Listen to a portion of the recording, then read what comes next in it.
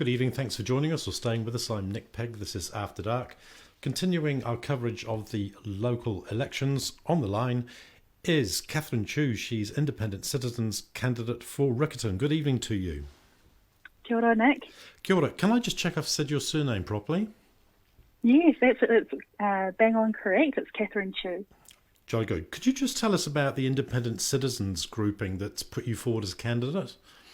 Yeah, sure. So I am running under the ticket for Independent Citizens, and we are a grouping of independents and who share the same values as the grouping. Okay. Is this your first foray into local politics, or have you served on community board?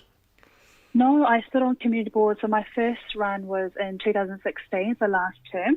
So I ran under Independent Citizens as a community board candidate, and I was very lucky enough to be elected on to the community board in Riccarton, alongside with our colleague Helen Broughton. So this would be my second term. Oh, right. Okay. So what's your experience of community board been? How demanding on your time has it been? Yeah, well, it's been, everyone asks, how's it been going, and my feedback and whatnot. It's definitely different from what I thought it was going to be like, but certainly very rewarding. I think what I enjoy about it the most is that I've been able to connect with our residents and our community and talk and discuss as to what's important to them and how we can help as a community board to achieve their needs, and so that's been quite rewarding. Our community board meetings are once every fortnight on Tuesdays. And those meetings can be as short as an hour or two, or as long as 3 or 4 hours. And then we've got seminars that our City Council staff kindly provide us with updates that's going on in the City Council. And then aside from that, we've got our residents group meetings that we go to, just door knocking, connecting with residents. So I think it's as much as you make it out to be, but I do certainly enjoy it. In terms of your other life experience, what are you bringing potentially to the role? What have you done? Sure. So I think there are two aspects to it. My community involvement. So my family moved over to Christchurch from South Korea and have been here ever since. And me and my twin sister, my identical twin sister, were born in Christchurch, and we moved in our local area that we're currently in and we've been here since we were 2 years old, 1 or 2 years old.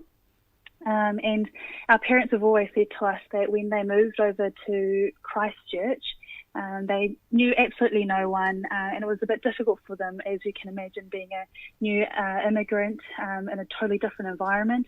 But they've always said that if it wasn't for the people of Christchurch and our local area, and it had not been them who made them feel so welcomed to Christchurch, they would not still be here. And so we've always had a sense of giving back to the community, and so me and my sisters, we've always been doing some voluntary services, and we've always loved charity work and whatnot. And I joined the Riccarton Rotary Club back in 2014, and so I guess that's what sparked me to stand in 2016, and that was because I wanted to do a bit more in the community, and the idea of being a community board member and being able to be very connected with our residents and the community really appealed to me. But aside from that, my professional work has been in finance. So I started at ANZ Bank as a senior personal banker, then went on to Westpac as a business manager. I'm currently a partner at BNZ Private Bank as an authorised financial advisor, doing finance and mortgages and investment portfolios. So that's been quite interesting for me. So as you can probably tell, I've got quite an interest in the council's financial status. We're quite keen on looking into and reviewing, and that's probably definitely one of my top priorities. Should I be lucky enough to be elected onto City Council, is to review council spending, ensuring rates are affordable and sustainable. And do you have any? Sorry, Catherine. Do you have any qualifications, accounting-wise or? No, finance? So to be an authorised financial advisor, we have to obtain a certificate. National Certificate in Financial Services in Level 5. So I've got lending, insurance and investment certificates for those. Jolly good. Now, you've told us that your family were from South Korea. Yeah, When they arrived here, I mean, yeah, people might assume that all Asian sort of ethnicities get on together because they're all from Asia, but that isn't yeah, yeah. necessarily the case. So, what was it like being in what I imagine was very much a Korean minority with a much larger Chinese community, for instance? Yeah, I think I remember when I was growing up, we did have a Korean society, quite a strong one, and we had quite a large Korean population. That was me growing up, but I remember when Mum and Dad telling me that when they first moved over to Christchurch, there were very few Korean people, and it was, Mum and Dad really tried really, really hard to integrate into the Kiwi society.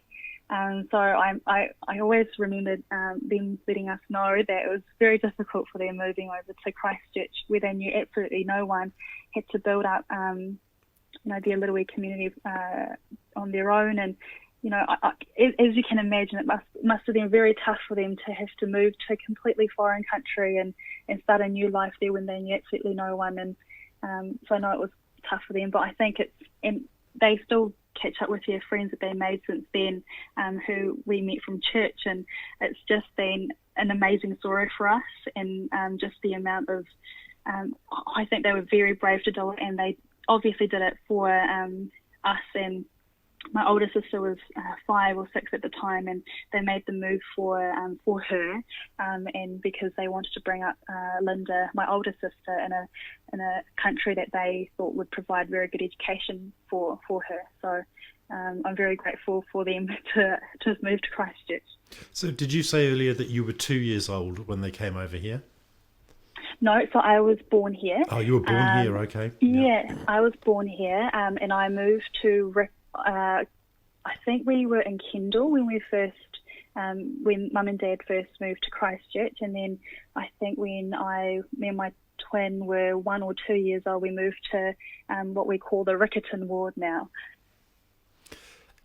Just listening to you, you seem, I mean, although you're of Korean culture and ethnicity, you seem to very much identify as being a Kiwi. Is that correct? Yeah, no, it's you're definitely correct.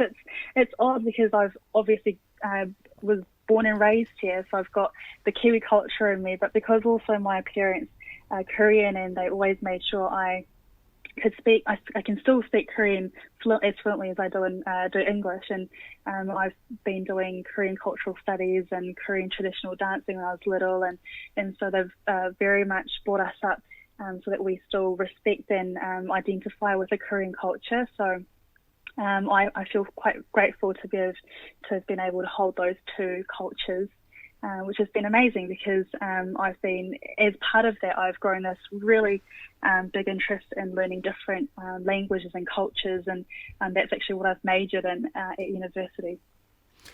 I just want to ask you two things in the time that's remaining. And one is actually about your home country. It's got nothing to do with the local elections at all. Okay. The rest of the world looks at what's going on in Korea and the risk of it escalating into international major conflict. How does it feel when you look back at the homeland and the conflict between North and South? How do you feel about it?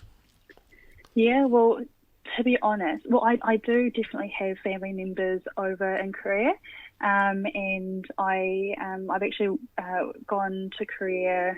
When was it? It was in March, and that was my first ever proper visit to Korea, and I got to meet my family members over there, some for the first time and some for the first time in 10 years. And I asked them about it actually, because living and growing up in New Zealand, you never know what it's really like for people in Korea. So I asked my family members, and most of them live close to Seoul, which is actually quite close to the borderline. And their feedback was that it's just normal for them. It's just become so normal, and it just becomes one of everyday news. Whenever North Korea, fires a missile, whatever happens, it's just another day, another news, another event, and they're very calm about it, which I found quite surprising. Now, you mentioned that if you get elected, you'd like to undertake certain financial areas of interest on the council. What do you hope to achieve for your ward? Yeah, so Our ward specifically has issues that are quite unique to Riccarton. So my focus for Riccarton in itself, the Riccarton ward, which covers a bit of Ireland, a bit of Fendalton, a bit of Upper Riccarton, a bit of Stockburn, a bit of Riccarton Central, is to address concerns around traffic congestion, parking. We've got the University of Canterbury within the ward, and they're great. It just causes a few parking issues in the local areas. Students tend to park in small local streets and then go to university. So we've had some feedback around that. So parking is quite an issue for us, and also cycleways. I've been doing quite a bit of work with our residents about cycleways. A specific example would have been Lockheed Street in Riccarton, where they're proposing for it's been approved through the Infrastructure, Transport and Environment Subcommittee at Council. They are planning on putting in a cycleway, and it's actually not. I feel not realistic, and the residents are quite unhappy about that. So just addressing those issues and making things work that are fit for purpose for that local specific locality. Right. Thank you so much, Catherine Chu, for joining us this evening on After Dark. It remains for me to say, for having me. It's been our pleasure, and good luck to you in the election. And, thank you very much. Time to wish you a good night. Thank you, Catherine. Thanks. Good night, Nick. Thank you. Good night.